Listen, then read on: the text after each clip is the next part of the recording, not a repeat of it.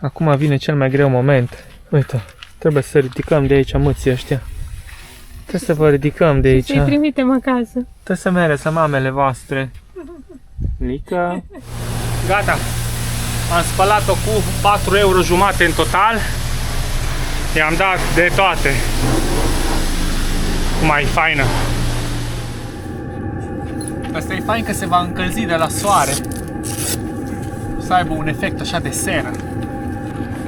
Să avem nevoie de 2 pietricele să punem. Toată lumea știe deja cu ce facem noi duș. Flextail, Tiny Shower. E o întreagă instalație aici sub și fiecare val e o notă muzicală. Și sunetul vine din aceste găurele.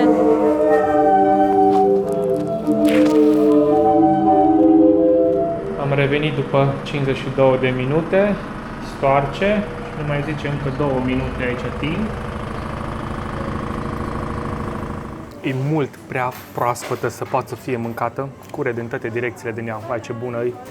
Deci până la urmă la spălătorie am dat 6 € să spălăm și 6 € să uscăm parțial, nu s-a uscat tot.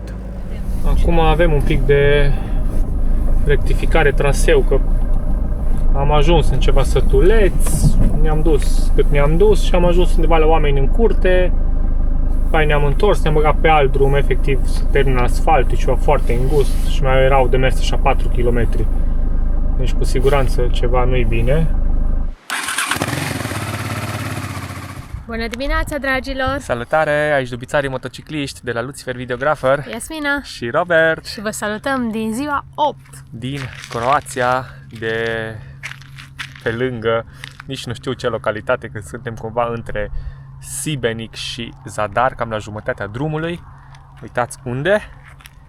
Într-un mic Golf 4. Și aici am înoptat aseară. Dacă n-ați văzut episodul de ieri, să vă uitați că am luat niște cadre spectaculoase cu drone aici pe apus. Aici a dormit Dubița, iar acum e timpul să facem un duș. Am făcut în ziua 5, astăzi este ziua 8. Având în vedere că e foarte fain afară, am lăsat toată noaptea să meargă încălzitorul pe motorină și să încălzească un pic cu aerul cald bidonașul meu de 10 litri și a făcut o treabă bună, a adus apa până la 35 de grade. Iar acum am mai pus un pic termoplonjonul meu de 450 de W conectat la 220 de volți la priză și deja avem apa aproximativ 40 de grade în doar câteva minute. Și o să facem un duș foarte, foarte fain, dar trebuie să mut mașina pentru că eu ieri am mutat-o cât am putut de în stânga, să avem loc aici să ne desfășurăm, să facem de mâncare. Doar că dușul meu exterior este pe partea stângă. Ăsta de la Authentic Overlanding Gear, foarte, foarte fain și practic. Și nu am loc să-l deschid, așa că trebuie să mut mașina. Ne apucăm de treabă, facem un duș fain, după aia vedem, luăm micul dejun, o cacao, Iasmina un cafe și suntem gata de drum să mergem spre Zadar, că astăzi avem activitate, este ziua spălăturilor. Pe lângă dușul nostru o să ducem și toate hainele la spălat. Teoretic ar trebui să spălăm Dubița, pentru că este extrem de jegoasă, am prins vreme foarte urâtă când am plecat de acasă primele 3-4 zile. Super fain. Asta e fain că se va încălzi de la soare. Să aibă un efect așa de seră.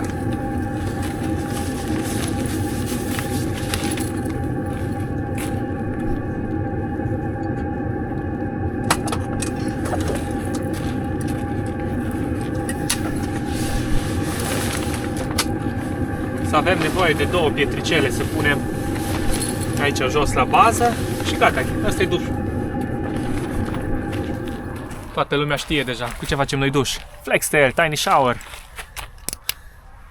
Atâta e tot. Spăm în bidonaș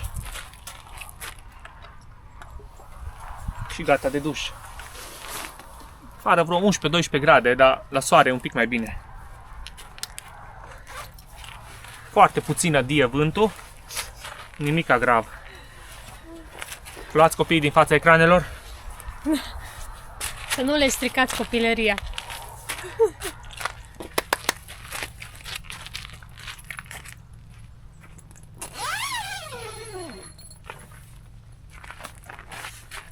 Am țucat.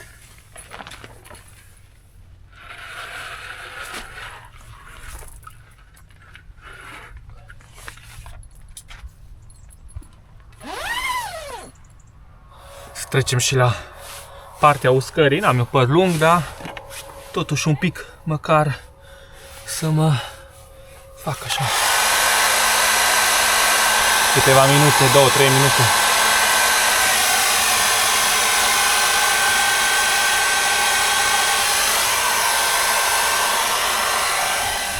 Avem doi vizitatori blănoși și le-am pus un pic de lapte într-un pahar din ăsta de plastic, de carton de fapt. Și acum împart aici ei doi. Le mai pun, că văd că amândoi beau lisete. Noi cum am făcut duș, tot și-or băga capul aici, dar nu mai am apă, e gol. Și zic, mă, vă visete. Na, dragilor, avem șoferi, noi, pisicuțele.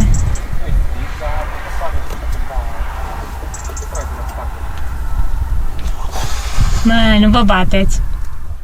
Acum vine cel mai greu moment. Uite, trebuie să ridicăm de aici mâții ăștia. Trebuie să vă ridicăm de aici. Să-i trimitem acasă. Trebuie să mereți la mamele voastre. Lica. Hai mă, cum fac cu tine? Trebuie să te ridici. Eu trebuie să plec. Uite-te la ăsta, la Trebuie să plec. ăsta. Vrea cu mine acasă. Uite-te la el, mă. Ai, Doamne. Hai. Ați băut și lăptic. Gata. Ne vedem în altă viață. Da. Momentul despărțirilor. Ce balet faci aici, mă? Uite pe ăsta, uite pe ăsta. Sperăm că pisicile nu subroată undeva, că trebuie să ieșim de aici. Bă, foarte faină compania lor. Pa, mățelor! Și avem drumul ăsta pietruit acum, de ieșit de pe el iară. Trebuie să mergem să găsim o patiserie să mâncăm ceva. N-am reușit să ne mai facem mic dejun aici, că eu am meditat, am mai făcut una alta. Dar ne oprim la o patiserie ceva. A trebuit să deviem până în prima localitate, să facem stânga, să intrăm un pic pe străduțe, dar am găsit o patiserie, eu am luat un corn cu ciocolată și un gogoș cu ciocolată și Iasmina un burec cu brânză care acum e proaspăt scos, încă e fierbinte, că se tot arde. Altfel stăm de vorbă acum. Am găsit spălătorie. Hai să o facem curată. Gata. Am spălat-o cu 4,5 euro în total. I-am dat de toate. Cum e faină. Hai. Mai departe spre Zadar, trebuie să mergem să spălăm și hainele.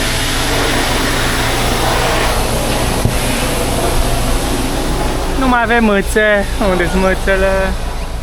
Am ajuns în Zadar și se simte că e oraș mare, mult mai aglomerat totul pe aici. Și ne mai dă vreo 3,5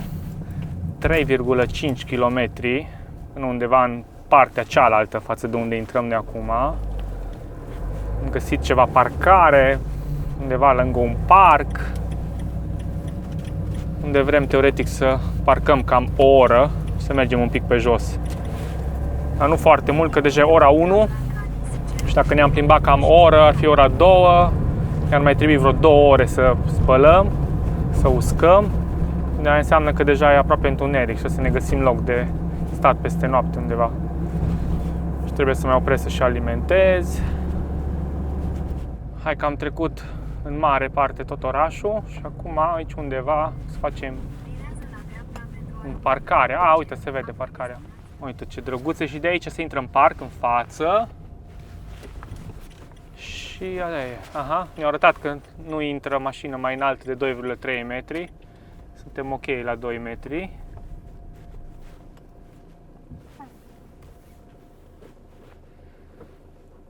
Lăsăm pe doamnă să treacă Și aici am înțeles că se plătește vreo 30 de cenți pe oră. Hai să vedem unde găsim loc de parcare. We can park? Automat parcă ticket. Auto. Ok, Thank you. thank you. Destinația este pe partea stângă. Ok. E perfect. Am găsit și automatul de parcare, numai că nu înțelegem ce e aici. Hai să ne oare, pot să bag număr? Am lăsat dubița acolo jos și acum trecem aici prin poartă pe unde lucrează oamenii.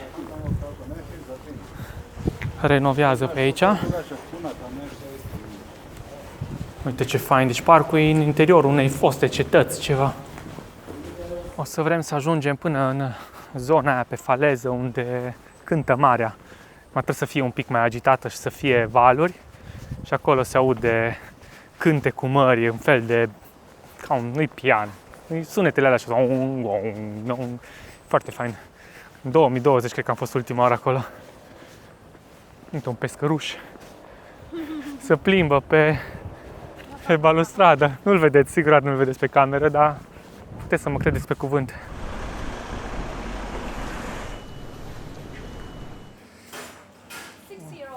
Yes.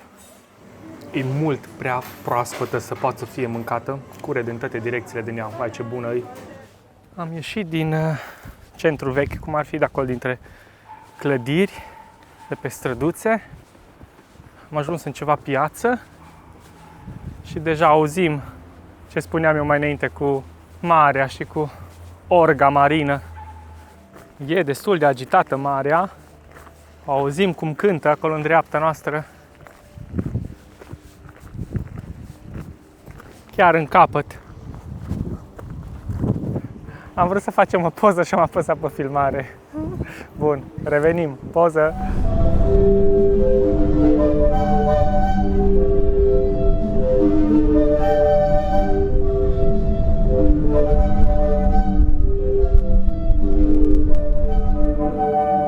Auziți? Sunetul mării sau orga marină, cum îi spun eu. Stăm împotriva vântului că altfel ne ia razna la Valiera și ne bate foarte tare vântul. Și sunetul vine din aceste găurele.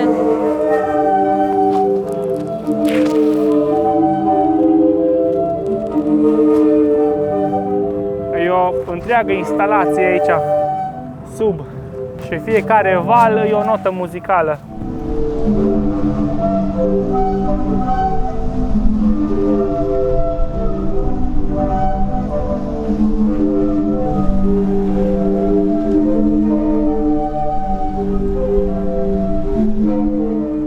Am plecat din centrul Zadarului, chiar acolo din port. 3,5 km avem de mers până într-un punct unde sperăm să putem spăla hainele. Hai să vedem. Aici undeva pe dreapta pare un complex, vedeți, cu tot felul de magazine mari și posibil de aia s-au gândit să facă și spălătoria. Uite aici, self-service. Destinația este pe partea dreaptă. Au propria parcare.